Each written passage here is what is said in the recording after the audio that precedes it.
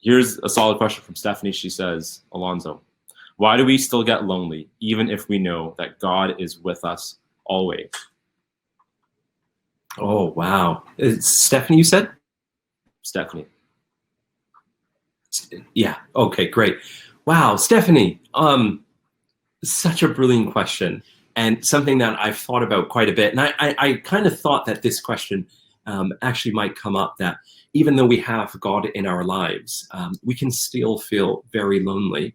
I think this comes down to a few different things. See, the thing is with loneliness that there can be, like, without sitting down with you, there can be so many contributing factors. Just like in a very practical sense, a sense of loneliness can be a result of things like being off of your routine.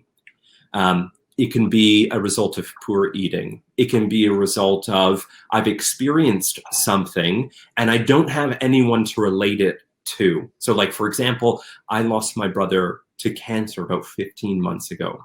And I still feel quite lonely in that particular experience, because I don't know a lot of people, fortunately, that have lost their brother to cancer.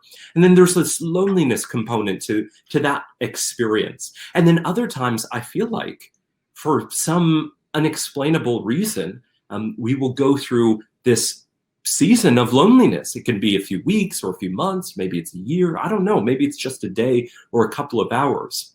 So I think that this is first recognizing that there's so many things that could be potentially going on will help take you a step in the right direction. But here's my encouragement to you, Stephanie, is in this time of loneliness that you feel like you have God in your life, and I'm going to assume, Stephanie, that you have a good, group of friends around you. At least you're Zooming once in a while. Maybe you're at home with your parents and stuff.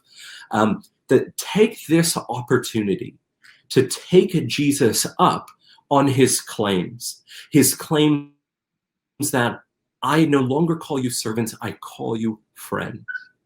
Or Paul writing in the into the epistle to the Romans, where it says that your spirit bears witness with our spirit, God, that we are the children of God, that we have this special connection with God. And so I think that this season of loneliness can actually be an opportunity to deepen your walk with him. Because we can't underestimate, I think so many of us too quickly go to, well, we need to just get off of our phones more, and we need to have less, we need to have more meaningful relationships and all that kind of stuff. All of that stuff is really, really good. All the literature says that stuff is really, really good. But we cannot underestimate how incredible it is that we have a relationship with the creator of the universe, with the creator of you, that knit you together, that knows everything about you. And so that would be my encouragement, is to take up this opportunity to deepen your relationship with Christ. Let me just say this one last thing. I was recently watching the movie Paul, the Apostle of Christ. It's on Netflix for free. It's by the same dude that did The Passion of the Christ. And as I was watching this, I was really, really struck. Because takes place in 67 AD. So this is brand new Christians, like the first generation of Christians. Like, there's still people walking around that was like part of Jesus's squad personally. And in that context, these Christians are being eradicated by the Romans. They are literally taken alive, placed on these candlesticks, lining the streets of Rome, and burned alive. And they would comically remark, the Romans, that, oh, this is how we light our streets, is with Christians. Or if they found you, they would take you and they would throw you into what they call Nero's circus. Nero was the emperor at the time, and he loved throwing Christians into this circus. And the circus was being eaten by animals, lions and stuff like that. And here's what's really fascinating. These folks that are waiting in the cell, just moments away from being eaten by a bear, And if they just were to give up their Christianity, they would go free.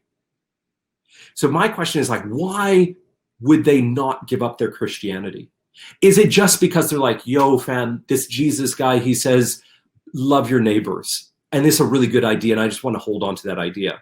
It's like, no, that would be silly to die for something like that. What they died for was that they received this precious relationship with a living person, with Jesus Christ, that was so valuable that even if you took away everything, I would still hold on to this. So you could even check out some church history. I think you'll find it inspiring like I have, and hopefully that helps you during your time.